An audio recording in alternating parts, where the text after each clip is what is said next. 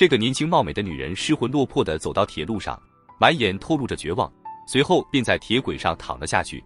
她想用这种极端的方式结束自己的生命。来往的火车飞驰而过，情况也十分危险。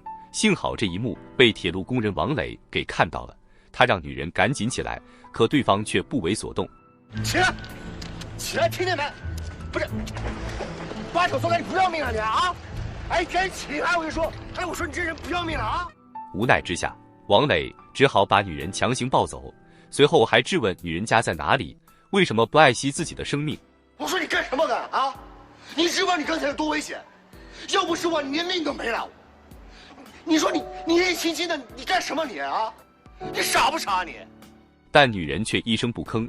王磊看她情绪低落又无处可去，就将她带回宿舍，让她在这里好好的休息，自己则回到了家里。他和妻子叶梅已经结婚多年，虽然两人感情稳定，但却一直没有孩子。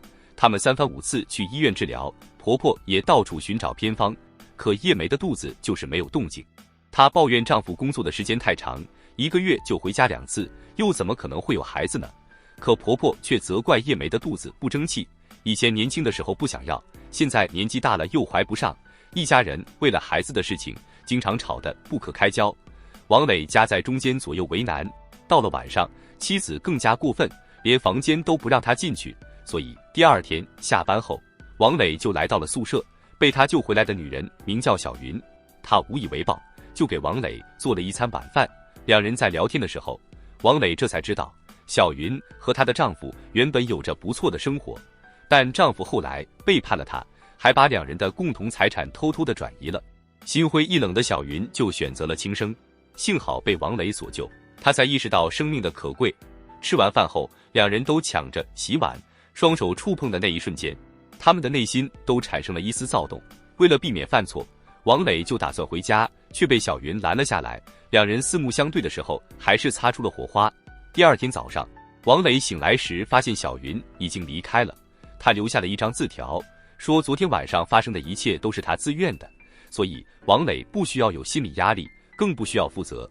可这件事情发生后，王磊的心里对妻子充满了愧疚，为了弥补，他买来了一束鲜花，还准备带妻子出门旅游。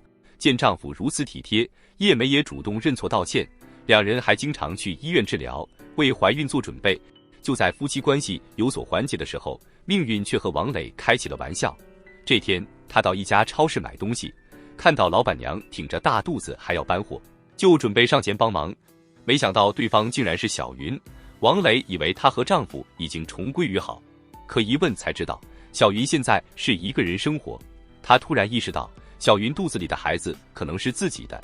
原来两人激情过后，小云就怀孕了。可他并不打算让王磊负责，而是准备把孩子生下来独自抚养。王磊知道后就想照顾母子2人，却被小云拒绝了，还说这个孩子没有父亲，王磊也不需要负责。但王磊认为孩子是自己的，他又怎么可能假装一切都没有发生呢？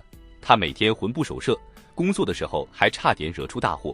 为了弥补小云，他再次来到了超市，不仅带来了补品，还递给小云一笔钱，希望她可以好好的照顾自己和孩子。但小云不想接受他的好意，只想和他划清界限。可王磊看她挺着大肚子，实在是不容易，所以产检的时候就主动提出陪小云一起去检查。小云无可奈何地答应了。没想到小云去医院做检查时，王磊的妻子叶梅也在医院做检查。她以为丈夫是来找自己的，可当她发现丈夫手里拿着一张报告单，还想藏起来，就觉得很有可疑。咱们2口子有什么不能看的？给我拿出来！叶梅看完后脑子一片空白，她质问丈夫，孩子到底是谁的？王磊不知道该如何解释。就在两人争执的时候，小云也出现了。王磊不想把事情闹大，就马上把叶梅带回家，还和她坦白了一切。叶梅知道后崩溃极了，虽然两人没有孩子，但她为了这个家付出了一切，现在却遭到了背叛，她无论如何也不能接受，于是就提出了离婚，随后就准备回娘家。王磊跟在后面不停地解释，而叶梅根本听不进去。就在这时，一辆汽车飞速驶来，一个小女孩又恰好冲出马路，王磊为了救人，却牺牲了自己的生命。在葬礼上，叶梅哭得悲痛欲绝，而小云只能站在不远处送王磊最后一程。王磊死了之后，母亲觉得天都要塌了，她已经没了儿子，绝对不能再失去孙子，于是她找到了小云。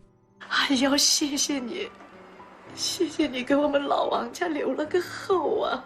为了照顾小云母子，老人打算带她回家，可小云却拒绝了，因为从一开始她就不想破坏别人的家庭，更不想伤害叶梅。老人见小云态度坚决，也不再强求，但是从这以后，他经常会带些好吃的东西去看望小云。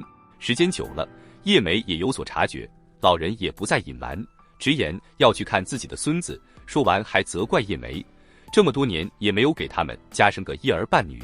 叶梅被说得无言以对，而老人的心里只有孙子，他想把小云接过来照顾，可叶梅在家里不太方便，于是他希望叶梅可以离开这个家，毕竟她还年轻，以后还有机会改嫁。叶梅的心里委屈极了，但她也很理解婆婆想要抱孙子的心情，于是她带着不舍离开了这个家。几天后，她还找到了小云，希望她可以替自己照顾好公公婆婆，也要照顾好肚子里的孩子。小云感到无地自容，她不想破坏叶梅的婚姻，当她发现自己怀孕时也想打掉，可医生告诉她，以她的身体以后想怀孕的机会很小，所以她才决定生下孩子。叶梅听完后并没有过多的责怪，毕竟王磊已经走了，而小云肚子里的孩子是她唯一的血脉。原本以为小云可以过几天安稳的日子，没想到不久后，她在做家务时，门外却响起了敲门声。她透过猫眼才发现，对方竟然是丈夫大伟。大伟曾经背叛了自己，后来还和别的女人私奔了，他现在又想回来，小云自然不肯答应。她让大伟赶紧离开，否则就马上报警。大伟只好假装离开，等小云出门扔垃圾的时候，他又趁机溜了进来。当他发现小云已经怀孕，就以为孩子是自己的，还死皮赖脸的求复合。小云就告诉他，孩子和他没有半点关系，随后就把他撵了出去。这天，老人准备到面馆买碗面条，然后去看望小云，却被大伟意外听到。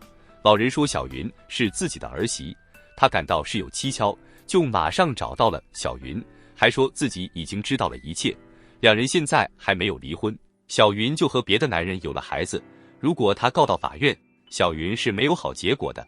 而小云不想理会他，就说孩子是人工受精才有的。不料丈夫已经做足了功课，他还查到王磊因为救一个小女孩去世，单位还发了一笔抚恤金，而那笔抚恤金就是他的目标。他随后又找到了王磊的父母，开口就要50万，如果不给钱，小云肚子里的孩子就别想了。现在儿子已经走了，孙子是老人唯一的希望，可50万不是一笔小数目。老人就打电话联系到了叶梅，希望她可以想想办法。叶梅不清楚事情的来龙去脉，还以为小云串通丈夫，想利用肚子里的孩子索要钱财，对着小云就是一顿训斥。